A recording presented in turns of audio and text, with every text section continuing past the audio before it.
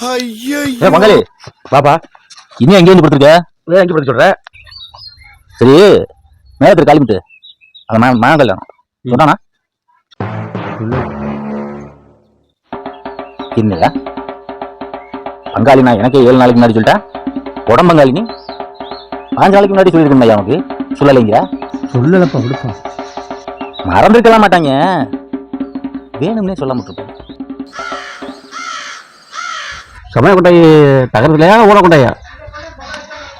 சமய கொட்டாய் என்ன ஓலை கொட்டாய் தான் போடுவாங்க. யார் சமயக்காரன்? நம்ம ராமே. அவன் எனி டைம் ஊதிக்கிட்டே இருப்பான் பீடிய. அவன் பாரு கொஞ்சம் சோம்பரி பிடிச்சவன்.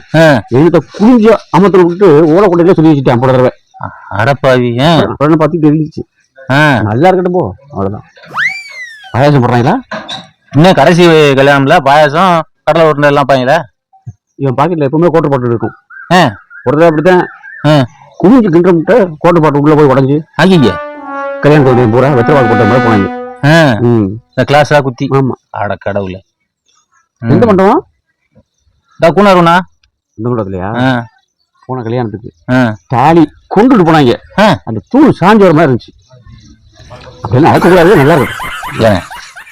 உனக்கு சொல்லலைன்றதுக்காக இப்படி அவ சொல்லாவோ சொல்லிக்கிட்டு இருப்ப. புதுசா வாழ்க்கையில அடி எடுத்து வைக்கிறவங்க 4 வார்த்தை நல்ல வார்த்தை சொல்லி வாழ்த்தி விட்டு போவியா? சொன்னேன் நல்லா இருக்கணும் நல்லா இருக்கணும். ஏது நீ சொன்னதெல்லாம் நல்ல வார்த்தை. தம்பி கல்யாணத்துக்கு போனீங்கன்னா ஏன் சொல்லல மட்டும் கேடுவேன்.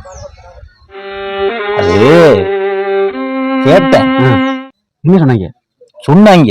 அதான் என்ன சொன்னாங்க? அவங்ககிட்ட சொல்ல முடியாதுண்ணே. சொல்லு பார்த்தா.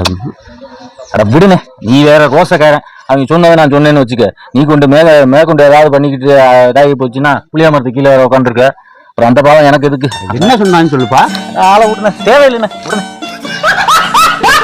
தம்பி அந்த வானத்தை போல மனம் படைச்ச மன்னவனே